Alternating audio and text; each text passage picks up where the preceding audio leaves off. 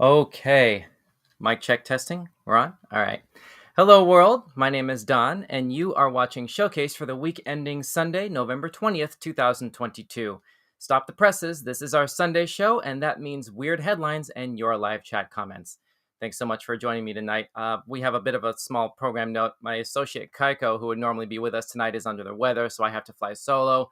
But good to see you at home as well. And I know Kaiko is going to be with us in the comments feed momentarily. We may see him pop up momentarily. And we, of course, wish him the best and a speedy recovery. Hopefully, we'll be seeing him again real soon. And you are tuned in right now to Weird News. Oh, before we start, I almost forgot. I have two brief announcements. First, we have something serious. News broke out this weekend about the tragic passing of another legend, especially to us millennials. And his name was Jason David Frank, known to millions around the world as Tommy Oliver, the green, then white, then red, then black Power Ranger. Also active in the martial arts community, Frank had 4 different black belts, among other high ranks in different styles of martial arts, ranging from Shotokan karate to Taekwondo to Judo, and he created the Toso Kun Do style of karate and was inducted into the World Karate Union Hall of Fame in 2003. Here's the Associated Press. Let's see. Justine Hunt, Frank's manager, said in a statement earlier today that Frank passed away. She did not name the cause of death or say when he died, but asked for, quote, privacy of his family and friends during this horrible time as we come to terms with the loss of such a wonderful human being. As of 4:30 today, cause of death has not been publicly confirmed. Jason David Frank is survived by his 4 children. He was 49 years old. Rest in peace. All right, so the second announcement. November 24. And by the way, I forgot to mention, make sure that you're subscribed already. We have subscribers only mode on in the live chat. So if you want to make a comment, make sure you're subscribed to the channel. And then after 5 minutes, the live chat will open up and you can send your comments in. But one other thing I want to mention here. November 24, 2015. Hang on a second. Oh, darn it. There we go. Sorry, November 24, 2015, Thanksgiving Day, was the upload date of the very first full episode of Weekend Showcase. Now, this week marks 7 years since then, and it's time for some changes to be made. So I'm making a public statement here that this episode right here is effectively going to serve as our de facto season finale. You know, I've always envisioned Weekend Showcase as a team-oriented project, but among other things brought to my attention recently, this brand has been a little too cloudy in its focus and execution, with not enough emphasis on individual creators and personalities, such that collaborating genuinely feels like more of a major event than it is, or at least has been. So as it happens, this is our final Weird News stream for the year anyway. I like shutting things down around this time every year to help ensure we can all relax and enjoy the holidays, including my staff, but we do have plans for 2023, and we do have plans for content until then. We'll still be doing live game streams right here on YouTube and our other main pages. We'll still be doing podcast reactions through the holidays, but we're going to be taking a brief sabbatical from research-intensive content. So make sure you subscribe to this channel and follow us on social media to stay on top of all our other further announcements. And speaking of social media, don't forget to hit those like, subscribe, or follow buttons, as the case may be. And as always, if you're with us live, drop us a line in the live chat, and we just might read it off on the air. So, with that being said, once again, thank you all so much for tuning in with us. Let's go ahead and get started with the first announcement. Or the first, the first news topic here, which comes to us from the Daily Star. Model who married herself slams dating apps for creating superficial relationships. Gee, you don't say. That's the subheader says the Brazilian bombshell made headlines after marrying herself, an act known as sologamy? Sologamy? Not really sure if that's the right pronunciation, but only she divorced herself 90 days later after meeting someone special. I shouldn't laugh. Or chuckle, really. That was more of a chuckle than a laugh, really. But anyway, this is... it reads a little bit like an Onion headline, if I'm being truly honest. Control, where are we at with our comments? I know we have some people saying stuff in the feed about this. Free copy. Oh, that was you. Sorry. Yeah, we have a special guest visitor in the comments feed. I mentioned a little bit earlier, Kaiko. ordinarily would be joining us in person, but he's under the weather right now. Good to see him in the comments feed. Hey, Kaiko, what's up? Ms. D, good to see you again. What? Yep, I know. It's crazy. Yeah, Kaiko says, no, throw this away. I mean, apparently this is a thing that happened. Lovely dress, though. Let's see. A model who made headlines after marrying herself has hit out at dating apps for causing toxic and superficial relationships. Chris Galera tied the knot with herself in front of a church in her native Brazil as onlookers wondered where her spouse was. The 34-year-old then made headlines again after announcing she was divorcing herself after just 90 days of marriage. And at the time, Chris said she was terminating her marriage because she met someone special. Well, congratulations to the happy couple, I suppose, is I guess one sort of resolution / statement, I guess, to be made. Whoops, here we go. About this particular topic. I can't imagine, though, being so fed. Actually, you know what? I take that back. I can imagine being fed up with dating apps, if I'm brutally honest. I mean, we all kind of know the extent of the personalities that one might find on those sorts of platforms. But I can't imagine being so fed up so as to basically solve the problem yourself to this degree. I've heard of, there's a term that I'm not sure if we're going to get pinged by YouTube because it sounds very similar to something that I shouldn't say on YouTube, but there's actually a term for when you're dating yourself. It ends with the suffix dating. I don't want to say anything more on that, but it's a happy ending here, basically, with sologamy, I guess. Former sologamy, I guess, since she actually has a significant other now. So more power to her. Congratulations. Let's move on. And once again, all our sources are linked listed. We don't have links now. They're listed in the description down below. So if you want to read more about anything along those lines, feel free to do so after this episode ends. Please and thank you. So next item is from Lad Bible. Single people and those doing long distance can now get an emotional support bear for $160. This was published a good few days ago. And yeah, this is a pretty self-explanatory. I'm a little bit off-put by this image here. Hang on. Let me try and maximize this. Can I open a new tab? Yes, there we are. Okay. So this is an emotional support bear that people can get for, the headline said, long distance relationships, and it's worth $160. And you know what? I'll tell you what this reminds me of. There's this Family Guy episode that I don't remember what it was, but one of the cutaways involved Stewie and his bear Rupert running along the beach, and Rupert had, like, I don't know, some sort of like 90s Fabio kind of body, and then the little teddy bear head on top of the fully developed male body. And it's like, that's exactly what this reminds me of, especially this picture on the right. I don't know what it is. Maybe it's the shirt. It doesn't quite equate the same way to me with the one on the left than it does on the right. I don't know. I can't place why, basically, because I think in the cutaway he didn't wear a shirt either. But anyway, this is bizarre to me. This is really, really bizarre. Let's see. It's called the Loving Bear Puffy. It's the man-sized emotional support bear that is here for all of your cuddling needs. All right. So if you're doing it long distance, you're single, or if you just need to be a little spoon every once in a while, then this bear is for you.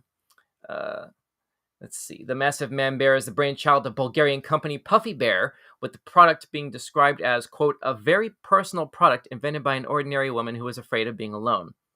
And then the story goes on to say, hey, at least they are brutally honest. The bear stands at 170 centimeters in height and replaces the need for physical presence. The massive teddy can also be easily positioned, thanks to it weighing a mere 3.2 kilograms. Okay, so this is, I mean, I hear where they're coming from.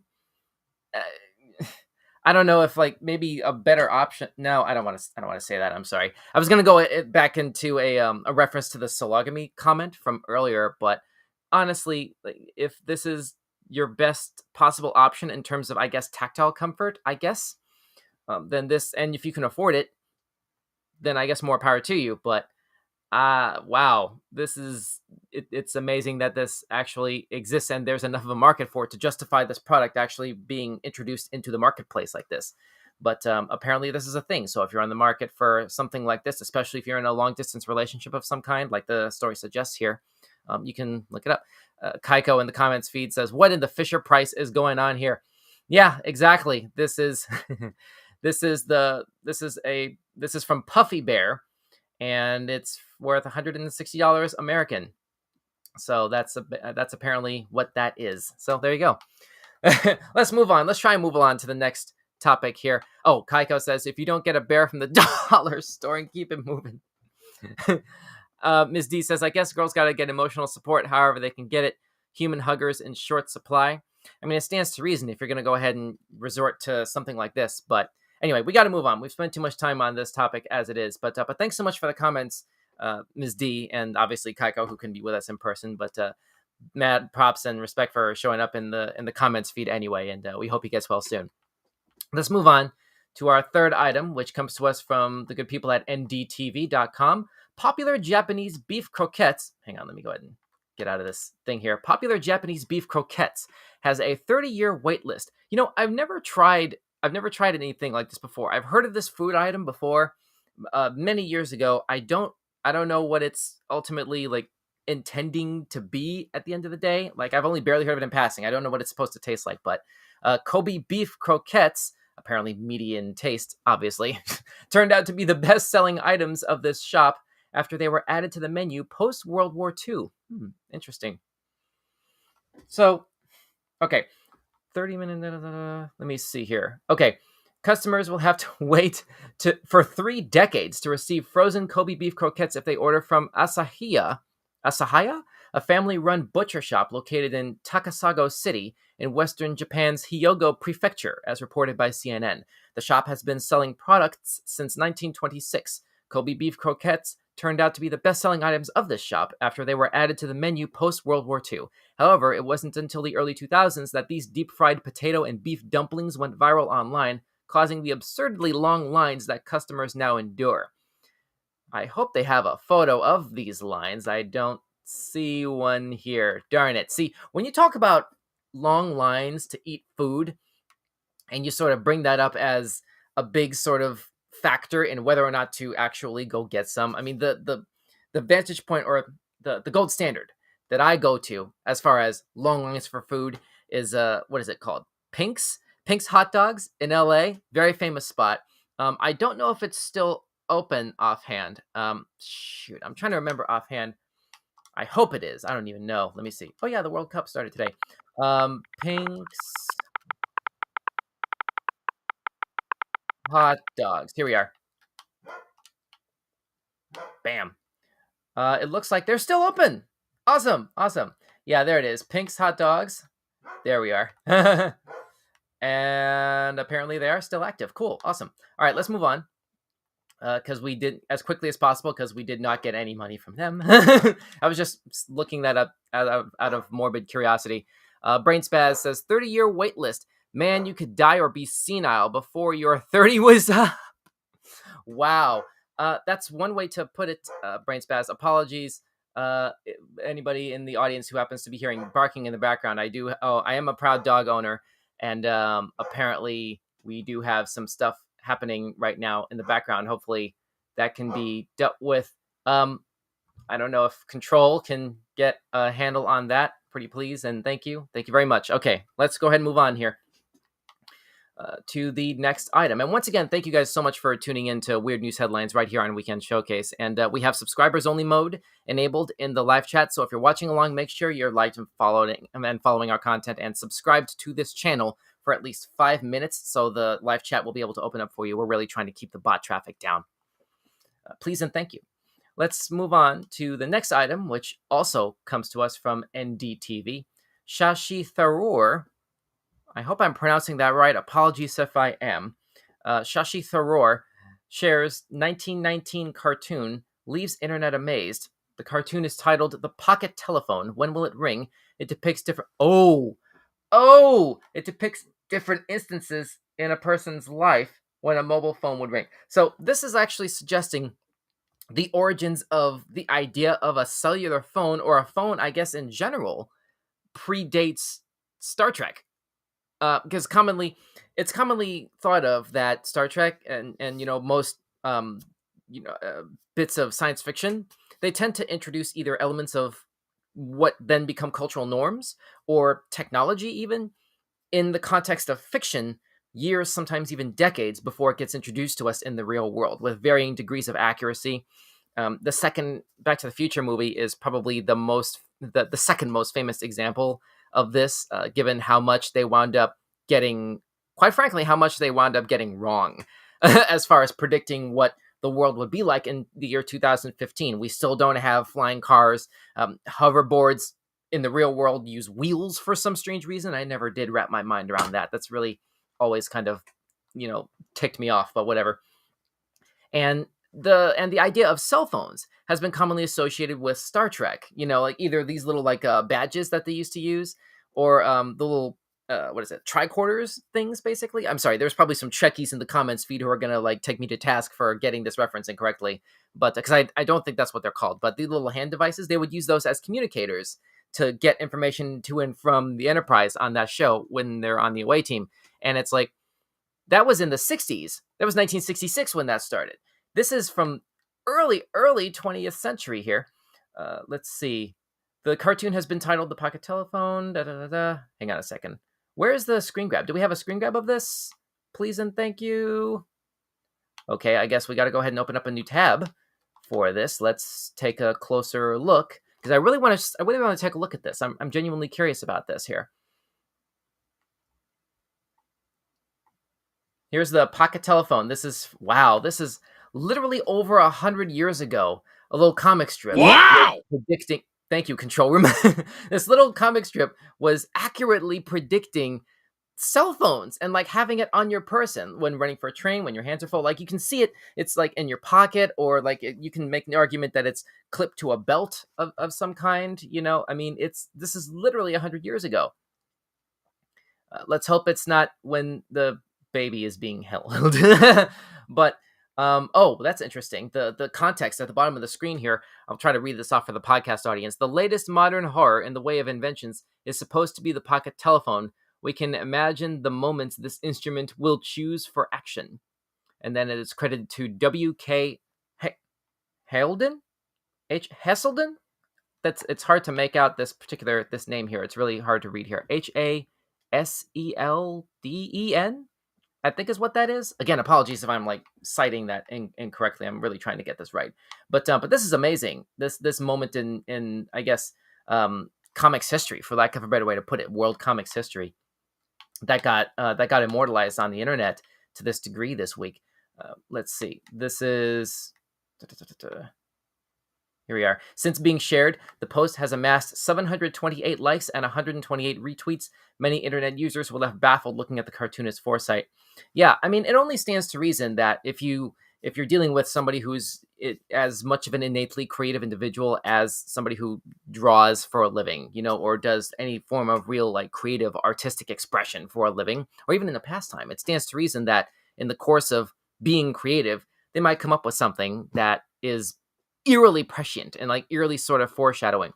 They don't all have to be writers for The Simpsons necessarily, but it's like this is actually a serious contender for. Let me go ahead and make sure that I have that actually still an open tab for that, because I really think this comic that we just took a look at here is a serious contender for favorite topic of the week from me, quite honestly. But that's just me personally. What do you think about this or any of our other topics that we've been talking about tonight?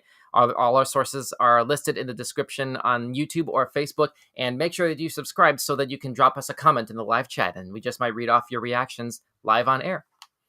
Let's go ahead and move on to the next item. We're about coming up to the halfway point in the show here. Let's see. This next one comes to us from the Mirror. Man downed 12 energy drinks in 10 minutes and his pancreas ate itself? What? The 36... Wait. A gamer almost died after drowning 12 cans of energy drinks in 10 minutes to impress colleagues. What colleagues are you trying to impress with this? The 36-year-old's pancreas had begun digesting itself, in quotations, digesting itself, due to the high level of sugar, caffeine, and chemicals in the drinks. I would think so. A doctor who shares stories of patients he and his colleagues via a YouTube video told viewers about JS. I guess the patient is being referred to by the initials. JS is a lifelong gamer who had always struggled to make friends, according to the Daily Star. And according to Dr. Bernard Hsu, the clinical pharmacist behind the Chubby Emu channel, JS was at work and attempted a legendary dare of downing 12 energy drinks to impress his colleagues. This is a social media challenge. Oh my goodness. It's basically a social media challenge. This is right up there with like the Tide Pods mess that people were doing in, I want to say like 2016 roughly. Was it 2016, 2017 when this was happening? Control, can we please get can we please get her under control, please? And thank you very much. Kaiko says, well, I like energy drinks. Yeah, I mean, there's an argument for the usefulness of energy drinks, in general, just in general terms. But it's like everything is in moderation. Like, well, not everything. Things that are good to do or consume are generally at least okay in moderation, at least to me, I would think, at least to me personally. Obviously, just like we say in the description, like, do not take anything we say or show on this channel as medical advice. Consult your professionals. There's fake news everywhere. These are disclaimers we have to give on YouTube. But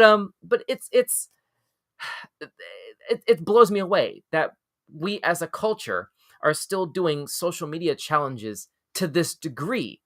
I'm flabbergasted by this, quite frankly, which is the only sort of, wow, you know what? This image speaks volumes. If a picture says 1,000 words, this picture speaks about $1,000 in, like, I don't know, medical copay. I don't know, like, I at bare minimum, I have no idea what will be involved in, treating.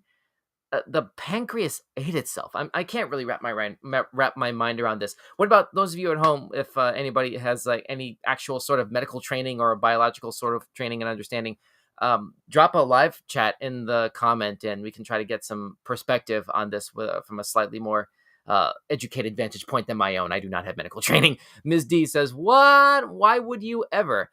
I mean, we just showed that. Yeah, it was basically a dare. And this is just what he chose to do with it. The patient, JS, started experiencing heart flutters, but wrote these off as caffeine-induced, but he developed back pain, so he had a shot of alcohol. He then threw up in the kitchen sink and began feeling even worse. Yeah, I'm not going to go too much further into this, just on the chance that people are actually eating dinner right now. It's 6:30 on the East Coast, and my colleague Kaiko, who's joining us in the comments feed right now, is already under the weather as it is. So let's not throw napalm on a pre-existing fire here. But if you're actually curious to read more about this phenomenon, the sources are listed in the description on YouTube and Facebook. So let's move on to the next item that we have on the docket tonight, which comes to us from the Mirror.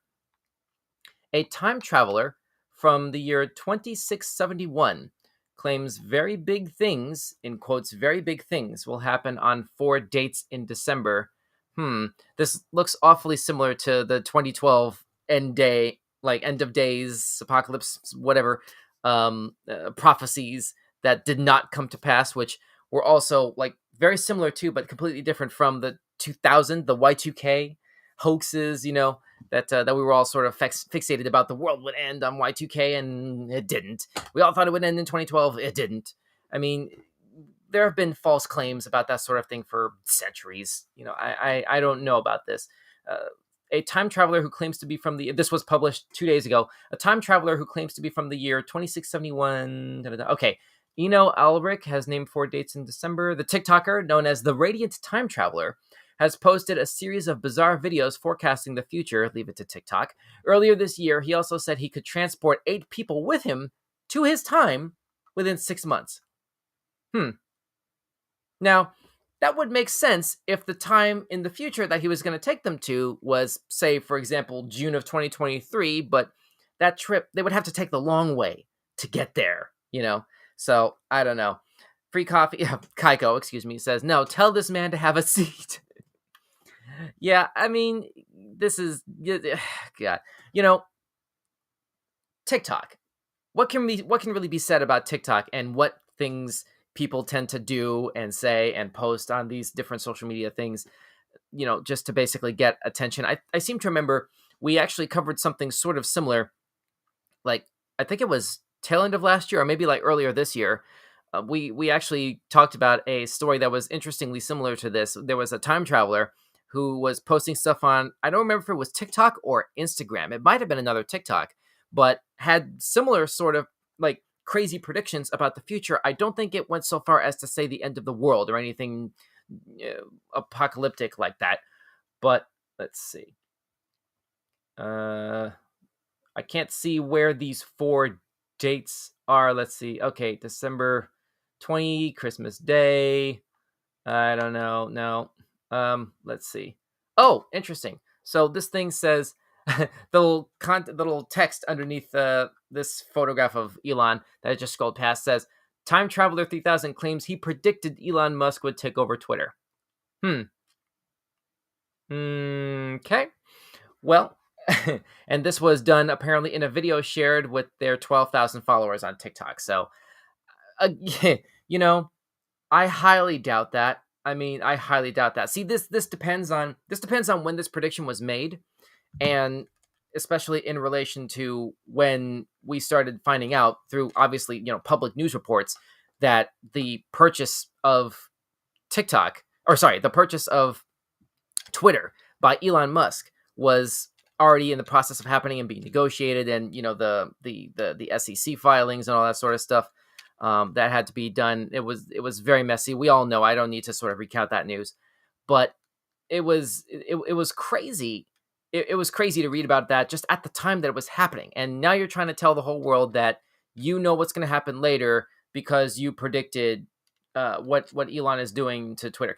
Hey, here's a prediction idea. Can you tell us what he's going to do next? Because some of us are really kind of have been paying attention to some of the happenings and developments on Twitter in recent days, weeks, months, which is all I can say about that because I don't want to get political. I don't I don't know. I don't know what's happening with Twitter, and that is making me very anxious. Just the idea of like, okay, there's a larger plan that we're sort of seeing play out here. What on earth is going on? The idea of this is making me anxious. Here's something interesting right here. Film footage from 1937 supposedly proves time travel exists. After a woman was spotted with a mobile phone-like device. Where? Are we kidding me right now? Hang on. I can't see. Oh, here we are in the center. Look at that. Okay, so we don't see what is in this person's hand. That feels like a vast oversimplification. It could very easily be like brushing hair away from her ear or something, or like, flicking a bug away, or something like that. This person is not necessarily talking into something that was held on in her hand, just, well, yeah, on camera, but like just out of the immediate clear field of vision of the camera, like it's being obscured. Obviously, that's way too much. That's way too coincidental, and that just strikes me as like a leap of logic that's too much to take seriously. But anyway, let's go ahead and move on from this. Hopefully, we'll be able to get through December in one piece. Let's try and be optimistic as we go forward to goodness. Well, the probably one of the worst topics that I could have chosen to go to next among the topics that we had lined up for tonight. Master of the segue, Don Shannon. Okay, sign of the apocalypse as hundreds of sheep walk in a circle for 10 whole days. Are we kidding now? Sheep walking in a circle is supposed to be a giveaway, tell-all sign of the end of days. Really? Sheep walking in a circle? Really? Really?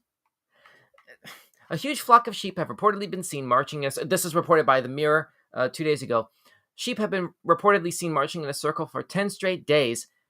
Let's see. The huge herd have allegedly been walking in a clockwise direction en masse and without guidance, creating a perfect circle in the middle where not a single sheep has stepped. The unusual video was filmed in the city of Bautu in Mongolia on November 4, and now some have claimed the odd occurrence could be of the occult, or maybe even a sign of the end of the world.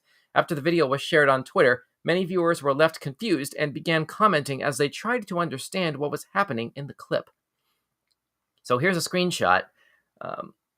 Wow. I mean, are we sure that there's nothing that they're just having to walk around, that, we don't have a really large Harry Potter invisibility cloak draped over it. No, I'm kidding. I know that's not the case, but that is interesting. What is this in this? What is this a little bit? Look at the center of the screen right here. You can see something in there. I don't know if that's supposed to be a speck on the lens for some reason, or if there's like something else in the center of the, well, not in the center of the circle, but sort of just off the, for purposes of describing this, the off the western edge of the circle, that far left edge, there's something sort of like a little bit inside the circle. I can't really tell what that is, but the rest of this, yeah, there's a lot of sheep that are deliberately sort of just doing this weird circular movement pattern that slightly creeps me out. I got to be honest. This looks like something that I would see in like a horror film, maybe like something by M. Night Shyamalan, maybe something a horror or suspense film by like M. Night Shyamalan, or maybe this is a nice preview of the next movie by Jordan Peele. Ms. D says more likely a sign of alien visitation. Speaking of Jordan Peele, I have not gotten around to seeing the movie Nope yet. It is on my list. I'm looking forward to it. I've heard amazing things about it. I wish I was able to make a joking reference to that movie here, given what Ms. D just posted in the live chat. Thank you for the comment, Ms. D. But I mean, because that's a recent movie of his that happens to take place on a farm, so that would be perfect for this. But oh well, it is what it is, or at least I believe it does, judging by the trailer, which we have reacted to months ago. Where it's earlier in our content library here on Weekend Showcase, right here on YouTube. So I don't know. I doubt this is the apocalypse. I'm just going to go ahead and bottom line this by saying I strongly doubt that this is a serious sign of anything serious with like global implications and stuff like that. But then again, I mean, climate has been doing a number to the entire world for a while now. So it stands to reason, anything is possible in terms of how nature itself would react in different facets above and beyond weather patterns. Animals, are very, very in tune with nature to a degree that humans just aren't naturally equipped to do. Obviously, like this is kind of proven science, but well, I don't want to call it science. Sorry, I don't want to get this misconstrued by the algorithm or whatever. But I just don't want to give this. Everything in me doesn't want to give this credence as something to actually take seriously as a harbinger of something. So let's just go ahead and move on to the next topic. We have 5 topics left here. Oh, wow. Any arachnophobia people may need to turn away from your screen, but keep listening. Keep listening to this podcast, this show here. Let's see. Man finds horrifying huge nest of huntsman spiders lurking in his shed. Oh, I wish we had Kaiko here, like on camera, to be able to comment on this verbally. I hope we still have him with us in the live chat to be able to help react to this. A horde of long-legged venomous huntsman spiders were found in an unsuspecting nest box as conservationists lifted the lid on an arachnophobe's deepest and darkest fear. This was published on The Mirror 2 days ago. Let's see. In the image that I guess they have, a large group of huntsman spiders invaded the nest box intended for possums, despite the fact that they usually reside in trees. The spiders, which are part of the Sparacidae family, I think is how it's pronounced, can grow as big as 11.8 inches or 30 centimeters, and are famously the world's scariest predators. The creepy crawlies were found by Bush Heritage Australia after conservationists lifted the lid on a possum's nest box. Okay, this is... I hesitate to look further down there. Kaiko says, my kind of news. Yeah, I bet. We do need to be a little bit mindful of who might be watching, unfortunately. So I hesitate to go scroll any further here for exactly this sort of reason. Like we have Ms. D in the comments feed right now. I can't handle spiders, especially big, ugly ones. I'm not a fan of spiders personally. So I definitely relate to that comment, Ms. D. You have fun with this piece of image, I guess, Kaiko / free coffee. But man, I don't know about this topic. This is definitely not going to be my favorite topic of the week by a far and vast margin here. But those of you fans of spiders, if you're How would you react to this if you found a bunch of predator spiders lurking in your house? Like, basically, what are you going to do? Animal control? You could try to take care of the problem yourself. How would you react to that? Drop us a comment and let us know what you think about this or any of our other topics tonight. But don't forget to like the video. Let's move on. We have 4 topics left and about 20 minutes before the top of the hour. Thanks so much once again, those of you at home watching along live here on YouTube. Let's move on to the Mirror. Stunning Italian town is, well, we were on the Mirror already, so this is another one from them. Stunning Italian town is offering people £25,000 if they move there and start a new life. The quaint provincial town of Presice? I'm going to guess is how that's pronounced. Presicce. I'm thinking that's Presice. In southeast Italy, is throwing cash at anyone from anywhere if they're willing to become a new neighbor. Okay. So, according to CNN, anyone willing to set up a new life in the town is being offered the generous stipend as part of the council's ploy to bring fresh creative blood. Okay. Let's see. I guess this is the council of the town of Presice. Local councilor Alfredo Palisi said, quote, "There are many empty homes in the historical center built before 1991, which we would like to see alive again with new residents," end quote. He lamented how the historic village, which emerged in the Middle Ages and is full of wonderful architecture and art, is slowly emptying. That's very sad. The abandoned district is home to the beautiful natural surroundings of the Salento area, I guess, which is poised on the heel of Italy's boot. Interesting. Let's see. A 15-minute drive south would take new residents to Santa Maria di Luca, an area described by Virgil in his canonical tome, the Aeneid. I must have missed this particular episode of what Anthony Bourdain, or who's the guy they brought in? Stanley Tucci. I was trying to think of his name. Stanley Tucci, the guy that CNN brought in to do these kinds of traveling the world shows on that network. But this looks very picturesque and empty, unfortunately. But I can imagine, like, this looks like a blank canvas, basically, just waiting to be repopulated with, new residents and tourists, visitors, stuff like that. Kaiko in the comments feed, give me the money. I mean, you got to move there, though. That's the thing. Ms. D says, are they paying employment, too? Can't live on that amount of money for the rest of your life.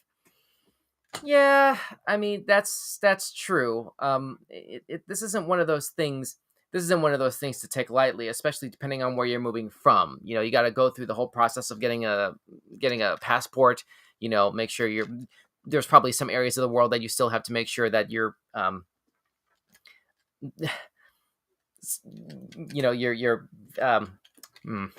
you're fully in.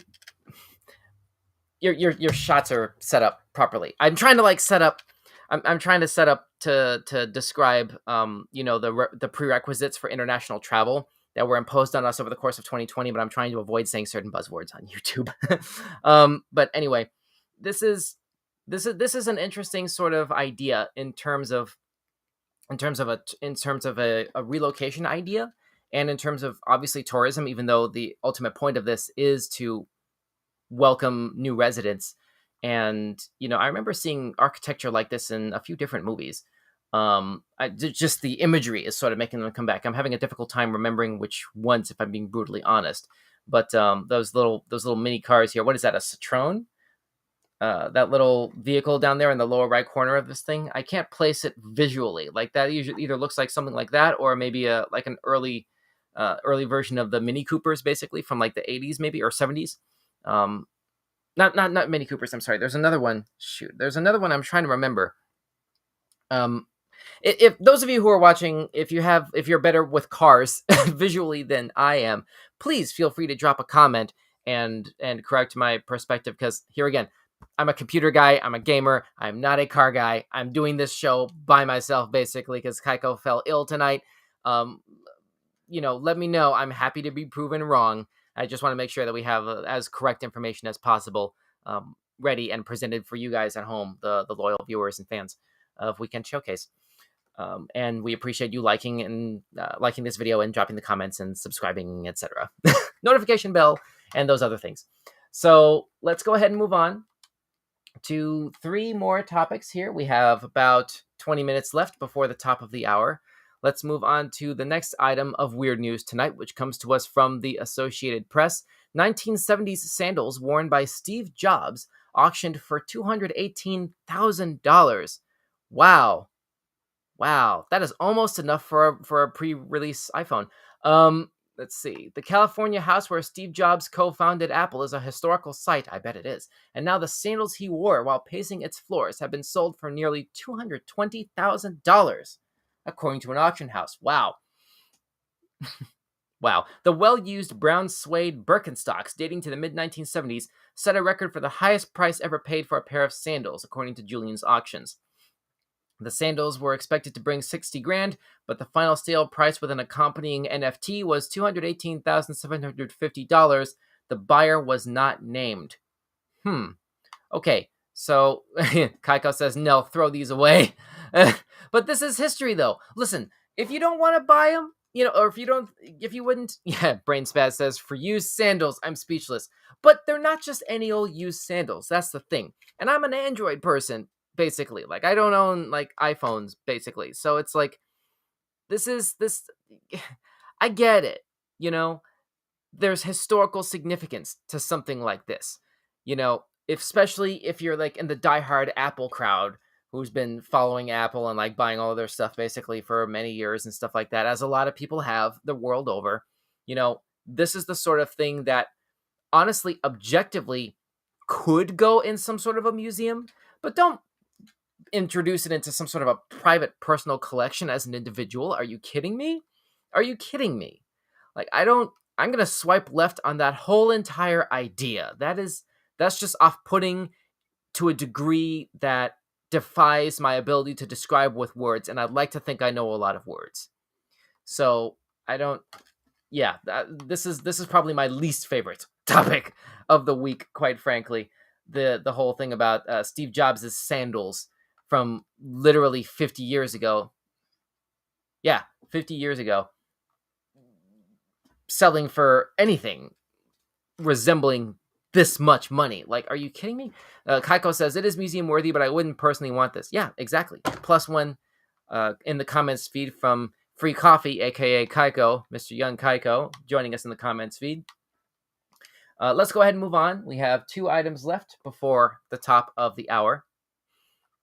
So, Houston woman has the world's largest feet. Okay.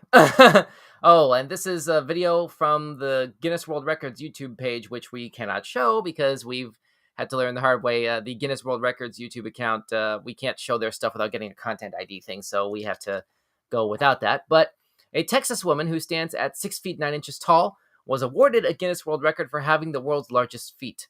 Guinness announced Tanya Herbert of Houston was bestowed the title of largest feet on a living person, female, after her right foot was measured at 13.03 inches long, and her left foot was measured at 12.79 inches long.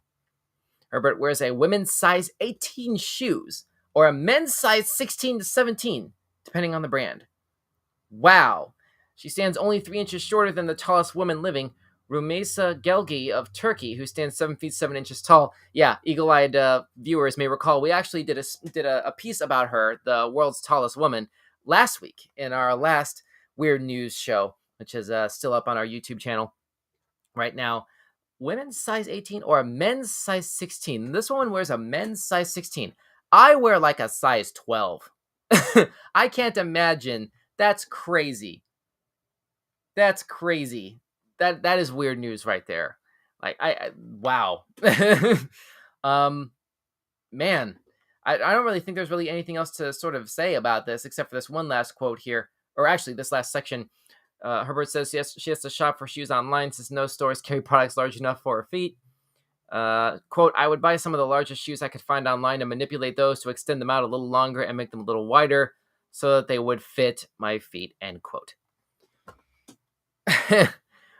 Wow. Hey, I guess do what you got to do as long as you're resourceful enough to make it work. I'm floored by this, and the companion piece that I mentioned from last week that was referenced here, the world's tallest woman. I mean, there's a lot of this world is very diverse with a lot of different people, from all different walks of life and all different sort of backgrounds. And as we grow up, we sort of grow into ourselves in different ways. And I guess this is just one sort of facet of what that looks like. But wow, that's amazing.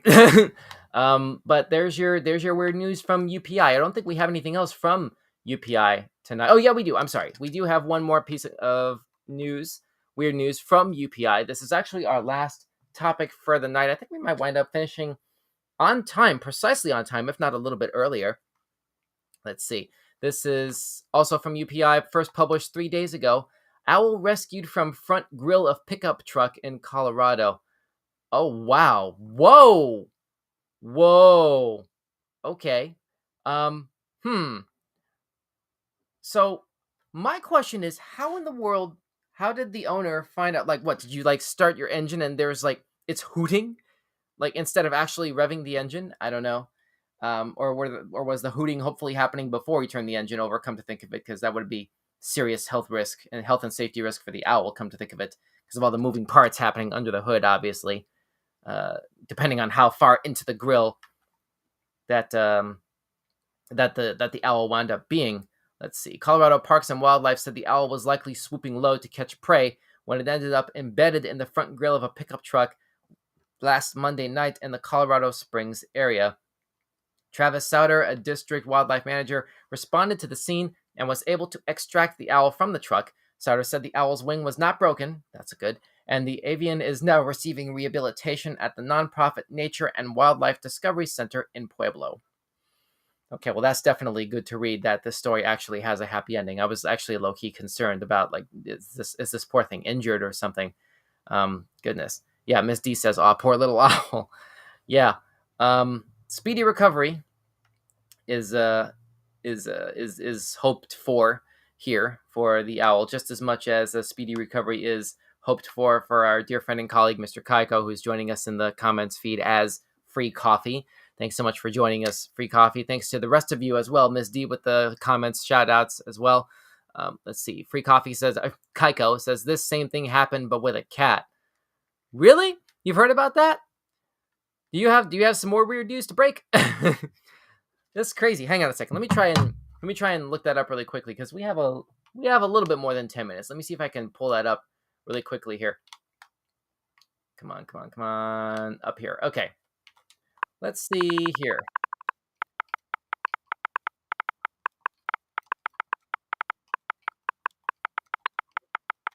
Grill of vehicle.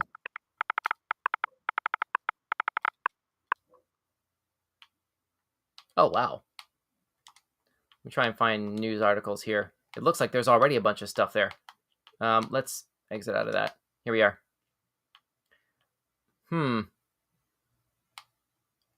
Oh, wow. This was just a couple months ago. Did we cover this? I'm trying to remember. You know what? We might have. Come to think of it, we might actually have covered this already. This was first published September 8, 2022. Yeah, cat and car grill on the way to work. Wow. Deep cut.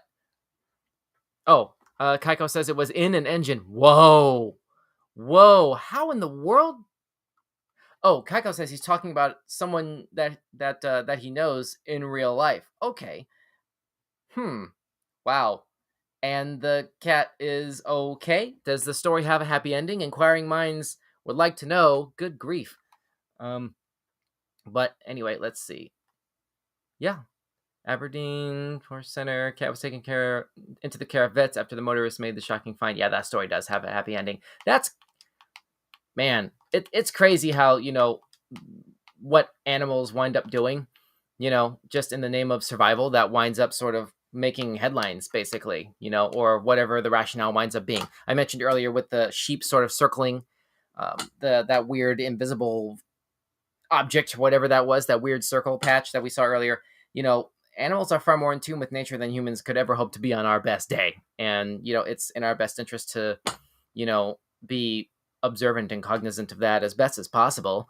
But let's see. Kaiko says she kept the cat. Well, there you go. Presumably the cat is healthy and happy and safely taken care of then. Cool. Yeah, so I guess that's basically all that we can say about this particular topic here, and all these topics between this topic here with the owl in the truck and what Kaika was mentioning just now in the live chat with the lady that he knows found a cat in an engine of a vehicle. Good grief! All these animals are taken care of and are getting proper care and attention, so that's good. All right, so that's basically going to winding down our show as far as weird news for this particular episode. What was your favorite topic tonight? I'm trying to think. My favorite one probably was, you know what? I'm going to go ahead and pull this up one more time here. It was probably this thing right here. The thing from Twitter that was predicting cell phones, people having cell phones literally 100 years before now. Like 1919 was when this came out. And say what you will about Star Trek, back in like 1966, but I said it before, I'll say it again. Holy crap, this is blowing my mind. Like, as a technology person, this is my favorite story of the week, hands down. It's not even really news. It's just some cool piece of history, basically. So there you go. Let's go ahead and wrap this up with Dad Joke of the Day, which, let's see. I got to go ahead and get rid of this here, and there you are. Okay, so Dad Joke of the Day is what we typically do at the end of our shows here, our live shows. Let's see. Here we are. So, all right, here we are. My friend claims he glued himself to his autobiography. I don't believe him, but that's his story, and he's sticking to it. So there's your Dad Joke of the Day, and apparently, lost sounds. That's weird. Hang on one second. Oh, I know what happened. Hang on. Okay, Control, hit it again. Did we get it? Nope. Oh well, I guess we don't have a sound effect for that last one. I was expecting a trombone sort of thing, but oh well. Womp, womp, womp, womp. But anyway, fair enough. But yeah, so that's your Dad Joke of the Day. And that basically brings this particular episode of Weekend Showcase to a somewhat of a conclusion. Please drop a comment down below to continue the convo. Feel free to visit us at Weekend Showcase on all major social media platforms, or Linktree/Weekend Showcase, like in the description and in this crawl, to see it all in one place. And by the way, quick last thought. Thousands of you guys really loved our Blues Big City Adventure trailer reaction. And we've recorded a full-length audio reaction commentary for you to listen to along with that film, but we are still working on the thumbnail. So after tonight's show, make sure you've subscribed to our podcast feeds wherever you get them. Links are available on our Linktree. And those of you with Paramount Plus, see it first. Blues Big City Adventure, see that there first, and then watch along with us with the podcast. Please note that that podcast has heavy spoilers and has no foul language, but is not intended for children. That is a millennial nostalgia trip, folks. Listen responsibly. So, that is a wrap. Kaiko says, Huntsman Spider was my fave. Yeah, I bet it was, Kaiko. I bet it was. All right, that is a wrap, everyone, for 2022 on Weekend Showcase.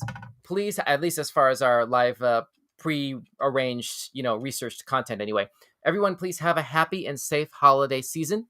We will see you in one form or another very soon, and possibly even over Thanksgiving weekend, and with more awesome content and surprises further on in early 2023. I hope to see you then. My name is Don, and for now, this brings your week to an end. Thanks for watching. Showcase you later. Good night.